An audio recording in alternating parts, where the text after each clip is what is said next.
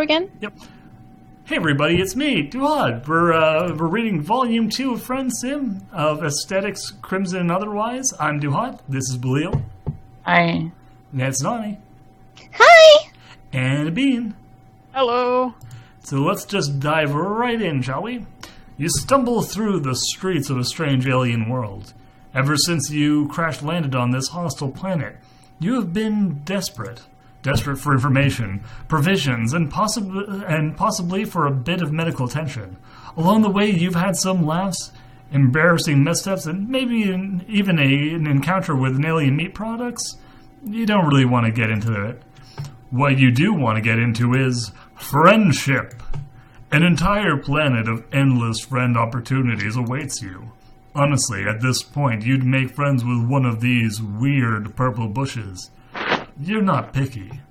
Wait, do you see something in the distance? Or perhaps someone? Why, yes we do. It's Amisia.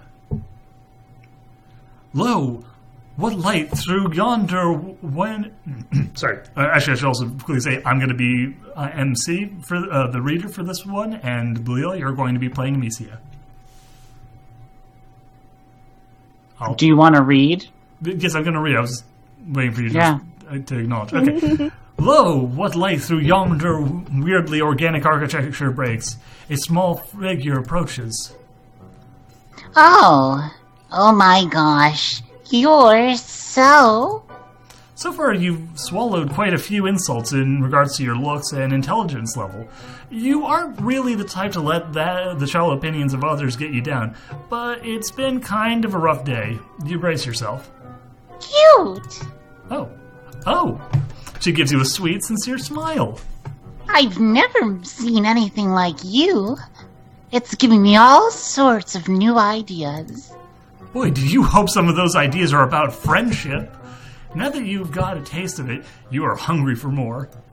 You take a stumbling step forward, and your ribs remind you that although the potential for camaraderie is enough to improve your mental health, it can't cure actual acute injuries. Oh, you don't look so good. Come inside. I've been looking for new contributors. Contributors? Could she mean friendship contributors? No, that's dumb. Maybe she runs some sort of alien newspaper and she wants you on staff? She looks a little young for that, but what the heck do you know about alien management hierarchy? You follow her to a nearby building, and now that you look up from your ravenous hunt for companionship, you notice that you've wandered into kind of an upscale part of town. There's a lot less garbage and people collapsed in the street. You see one of those spiky robot things, but it's washing a window instead of shooting a laser at a group of children. If that's not high class, you don't know what is. Before you can follow her inside, she turns around in the threshold, blocking your way. Real quick, you don't happen to be an artist, do you? Artistry? Well, as a matter of fact... tell her, yeah, this isn't exactly your whole deal, but you've been known to dabble. Tell her, no, you've never had much of a knack for it. So, we're going to tell her that we're real good artists. Yeah, we're going to tell her, yeah, it isn't exactly your whole deal, but you've been known to dabble. Oh, I see how it is. Well, you aren't going to snake rodent any trade secrets out of me. Goodbye. You completely blew it. Oh, we tried! It's not our fault, it's a call full of artists. Yeah, look, there's a lot of artists in this area, and you can't share secrets. Can't do it. Can't let them swipe all your art. So we're gonna tell her, no, you've never had much of a knack for it. Oh, good. Friendships between artists can be so fraught. Much better to just keep things between artists and art appreciators. That way, no one can get jealous. The girl's smile widens even further, and you feel an unbelievable rush of joy. Have you finally found someone who isn't a total fucking maniac? And she brought up friendship without you having to mention it at all. It puts a spring in your step, or as much of a spring as possible with a broken arm and misaligned torso. Amisia leads you into an elevator with buttons labeled in spiky letters that make absolutely no sense to you. You realize that probably nothing is ever going to make sense to you again. That's okay. Your hierarchy of needs has adjusted recently. Your new friend, you are jumping the gun with this description, but you are feeling seriously good about this encounter, stands in the corner of the elevator, wriggling her claws. I wish I'd known I was going to have company. I would have cleaned up a little. It's been a while since I've met anyone new. You assure her that whatever disaster her house is, it can't be any worse than some other places you've seen here. Although you kind of get what she means. She's wearing an artist's smock that's covered in splashes of paint. Actually, it doesn't really look like paint, but it couldn't be anything else, could it? It's every color of the rainbow. The elevator doors slide open. You step into a space that you are relieved to find is totally recognizable. A table overflowing with messy palettes and brushes, cloudy jars of water and sponges. Several easels stand beside the window to catch the light of the two moons, and a number of canvases lean against the wall, turned so you can see what's on them. First things first. Amisia brings you over to the wall screen that looks way more high-tech than anything you have on your now-defunct spaceship, tapping away at a series of unreadable symbols. She then indicates you should take off your sling. Here. Go ahead and stick it in there. She seems to want you to put your injured arm into a large hole in the wall, which you do, because you are sure your new friend has your best interests at heart. The hole shrinks down like a blood pressure cuff, sending bolts of agony through you. You want to yank your arm back out, but you don't. Even if it's broken, you still like having it attached to you. Instead, you shout a lot and thrash your other limbs around. Calm down, you big wiggler. It's like you've never seen a medicalizer before. If you don't stop moving, it won't work. Tears spilling down your cheeks, but you force yourself still. You'll bear the pain. You'll do it for your friends. You're right. She's looking at you so hopefully. And she's so delicate and pretty, almost angelic. You look at her face and tell yourself it's all going to be okay. Finally, the hole releases you, and you pull your arm back out to find it completely healed. You can move your fingers. It doesn't even hurt anymore. Hey, things are looking up. See? I told you. This is great. You are overwhelmed with the urge to celebrate. Okay, let's see here. Alright, be chill about it, get excited, and dance your new friend around the room. I'm pretty sure I know the answer, but just to be super duper safe, Bean stepped away from the computer. So, Nani, why don't you give me an idea of what you think is the correct action here? I vote for dancing because that's really cute, and also I think she'll find it really annoying and you'll knock over her paints. I mean, you're probably right. Let's see here. Let me just. Which normally I don't want to annoy people, but just as a reminder, we're picking the bad ends first. Yes. You have good instincts. Am I 0 for 2 here? And you should always follow them because that is the way to get to the good end. So we're going to get the bad end by being chill about it. I'm really bad at this game, like all games, and that's great. To be fair, they're deliberately very counterintuitive. Usually the reason that you succeed is because you mess things up, but then manage to salvage it in some other way. So we're going to start by being chill about it. You think Amisia profusely, but you managed to keep it to a strictly verbal sort. Medicalizers are great. This part of the city is great. You really need to get more rich friends. You tell her this, throwing in a compliment of her studio while you're at it. See, this friendship stuff is easy. I'm glad you feel that way. You're obviously really strange and under-socialized. But you don't seem to be a complete cultural idiot. Plus, I think it's really endearing how helpless and trusting you are. You laugh, slightly unnerved. You want to take that as a compliment, but after recent encounters with another girl in blue, well, it all ended up okay, and Amisia is so nice and friendly, and she keeps calling you cute, which you think is pretty generous of her considering what a disgusting mess you are at this point. Speaking of low bloods, what's your blood color? Just out of curiosity. What color? You aren't really sure what she's talking about, but red. You tell her that it's red. She looks a little disappointed. I've got plenty of burgundy. Oh well, good thing I have a delivery coming soon. Hey, do you think you can help me set a few things up before they get here? They? Visitors? As in plural? As in multiple potential friends? Oh, hell yes. You are all over that, especially considering your newly healed arm.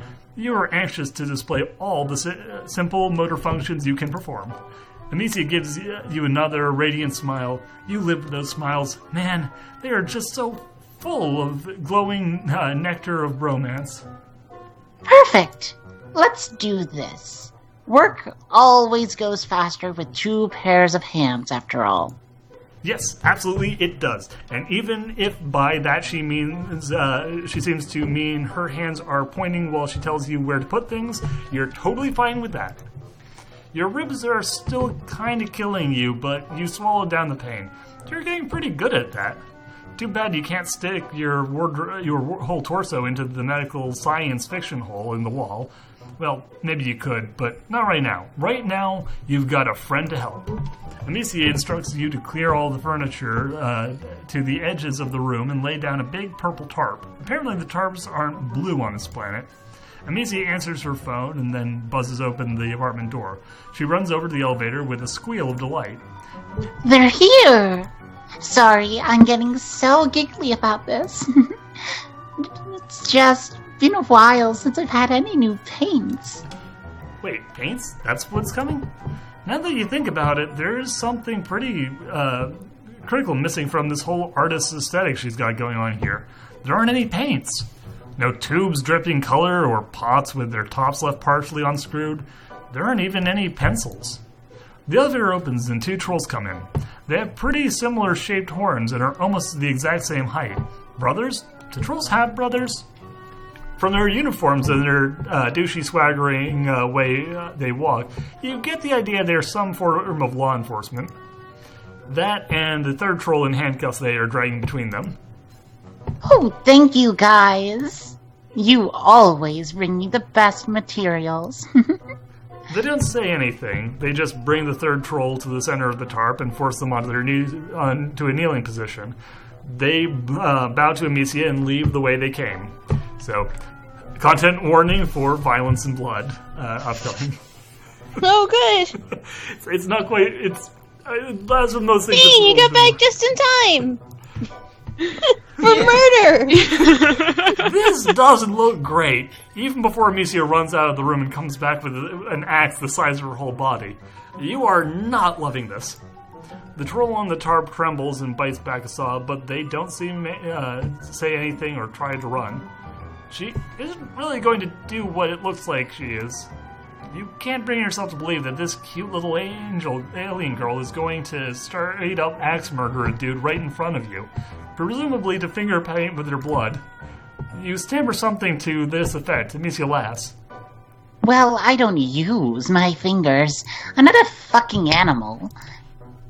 She considers you for a moment, tapping a claw against her mouth. I know. You can help me. I only ever let one other person help with my work, and she is out of town right now. But you and I have a connection. You feel it, too, right? You do! God, you do! You've been feeling it so much lately. For everyone you meet. You thought you had maybe come across someone who would readily accept your platonic life, your platonic longings without putting you through the ringer first. You do want to help me, don't you? You do! You want that more than anything! Amisia looks at you solemnly. Why don't you do the honors? She holds out her axe. I wouldn't offer this to just anyone. but I can tell how special you are. You're trembling. The troll on the tarp is also trembling, but unlike you, they seem to have accepted their fate. Slowly, inevitably, you hold out your hand for the axe. Amisia gives it to you with a smile. God damn it, you forgot about your broken ribs. That and that you're a human and can't just pick up a gigantic fucking axe with one hand. You drop it and it bounces away from you, like way more than you think an axe should probably bounce. You look up at Amisia from where you are doubled over with pain and shame.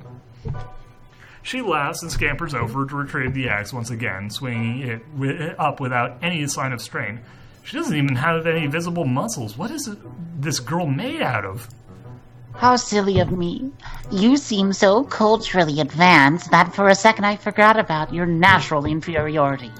Here, I'll give you a second chance. You nod.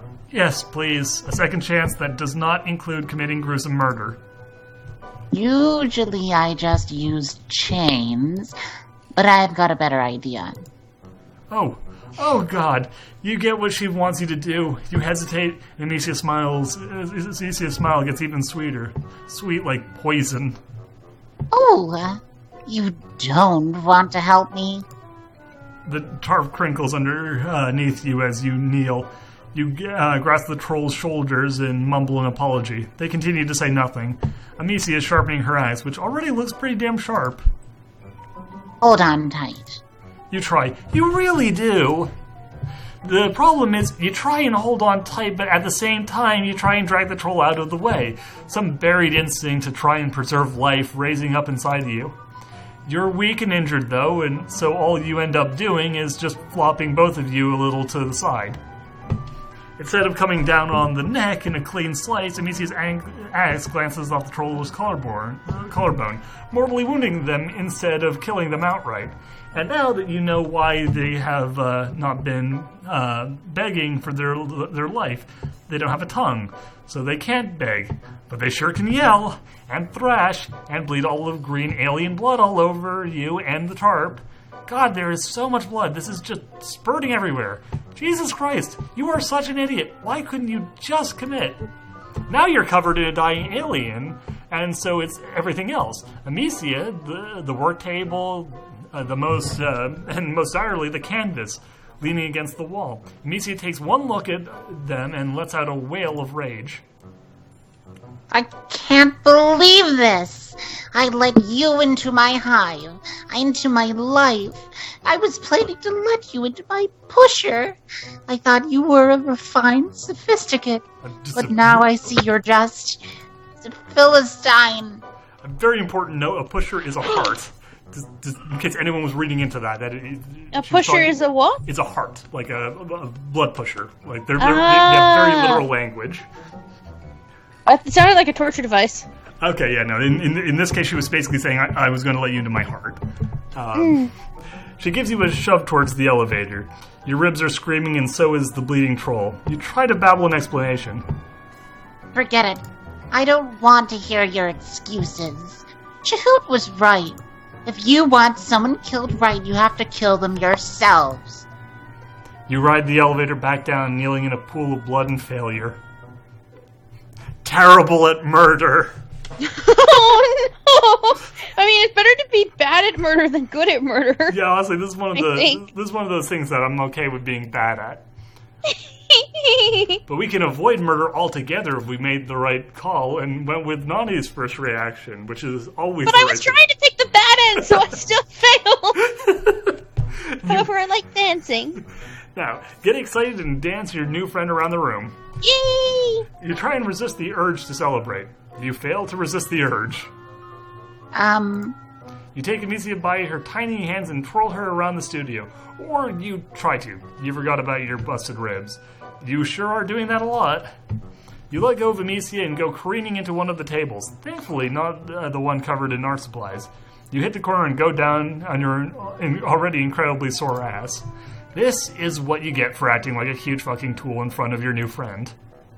Are you okay? Was that some sort of ritualistic rite of healing I've never heard of before? You shrug against the floor. Amisia leans down and picks you up in a bridal carry. Despite the fact that she is about half your size, it makes your ribs hurt, but what doesn't nowadays? Amisia lays you down on a weird, lumpy couch. Are you sure you're okay? You look a little... She trails off to nothing. She's looking at your left arm, which you have draped over yourself awkwardly, to sort of try and hold your torso together. That color. At first you think she means the color of your skin, which is different than her light gray. Then you think she means the truly fantastic buffet of bruises you got going on. But then you realize that your prancing idiocy, you managed to scrape up the inside of your arm. Blood oozes sluggishly from the wound. Amisia drags a finger through it. You're half expecting her to put it in her mouth, and for this to become some whole cannibalistic situation. Well, since you aren't the same species, it wouldn't really be cannibalism, but still, no thanks. Instead, Amisia just holds her finger up. The drop of blood trembles on the tip. This color. I've never seen anything like it. She dashes off to one of the tables, pulling over a sketchbook and dragging her finger down it. Your blood paints a rusty line down the center. She lets out a little squeal of excitement. Oh, this is amazing. What, red? Not red. There's a million dirty little rusties swarming all over this city. I'm drowning in red. This is crimson. It's incredible. You must be some sort of mutant. You're really lucky I found you instead of one of the drones. Lucky? You? Yeah, very lucky. Luckiest. Though your arm is healed and you're out of whatever doubtless weird weather happens on this planet, maybe Amisia's right. Maybe you are lucky. You close your eyes and try and breathe. Zen yourself out. Really center yourself in your own body and all that garbage. Then you open your eyes and, wow, you sure aren't centered anymore. In fact, you roll completely to the left as you try and get away from Amisia, who is back and standing over you with a gigantic axe. Watch out! Amisia grabs you, drags you back up onto the couch, and plants a hand on your solar plexus, efficiently pinning you down. You'll hurt yourself if you keep flopping around like a bleached blubber beast. You want to be friends, don't you? You want to help me with my artistic aspirations, right? You get the feeling that she might be trying to manipulate you, just the tiniest little suspicion. It's possible Amisia has recognized your intense craving for companionship and is trying to exploit it. You don't like being suspicious of a new friend, but that is a pretty big axe. I don't know what got you so worried. I just want to show you my axe. Oh, of course. Makes sense. It is a really nice axe. You hold out your hand for it, but of course it is too heavy for you, and your hands are all sweaty, and you fumble it. Fumble that really sharp weapon. Amisia tries to catch it before it's too late, and somehow in all the wriggling struggle, you end up getting cut, like very cut, across both wrists. In fact, you don't think she could have aimed even better if she'd been trying. Oh dear. Hard agree. Don't struggle. You'll only hurt yourself more, silly. You don't want that, do you? Nope, you definitely don't want that. Not after what a Butterfingers you've proven to be. Amisia gets up and puts the axe down, and you kind of lose track of her for a little while. You are bleeding all over her couch, and everything around you starts to go shiny and unreal. She comes back with a couple little jars that she uses to catch your blood. That's a good idea. Sure, making a mess. You wonder if there are specific blood jars that just look like jam jars, alien jam, space jam. God, you love that movie. It's been so long since you've seen it. Definitely the best PG movie about basketball. Way better than that one about the dog and the clown. They didn't have basketball here. Yes, Amisia. She just shoots at you and brushes your hair back from your forehead. She keeps smiling and saying comforting things. God, she's such a good friend. For too long, you do what is honestly a goddamn shog you haven't done before now. You pass out. When you come to, you're propped up against the wall in a weird way that you wouldn't love even if you weren't an invalid, and both of your arms are jammed in the hole in the wall. The med hole, the glory hole of well-being, the magic sphincter. Now it's turned again on you, April! It seems the worm has turned! You grunt and pull your arms back out. They're healed. The cuts on your wrists are just two faded pink lines. You take a step away from the wall and immediately hit the ground. You may not be actively dying anymore, but you did just lose like half the blood in your body. Gosh, you're tired. A little giggle makes you turn around, or roll over since you are still on the floor and probably not getting up anytime soon. It's fine. You've met worse floors in your life. Amisia is sitting at one of her easels, her hair pulled back beneath a scarf and a little round glasses perched on her nose. A jar of your blood sits next to her, and as you watch, she drips the brush in it. I'm glad you're awake. I was a little worried I'd actually killed you back there. She laughs, and you laugh along with her. It's very funny, actually. Everything is funny right now. It's probably the blood loss. You ask what she's painting. You, of course. You inspire me. Well, right now it just looks like a bunch of red squiggles and some lines, but she only just got started. She's warming up. She sits there on her stool, looking at her palette and chewing on her lip thoughtfully. She looks somewhat nervous.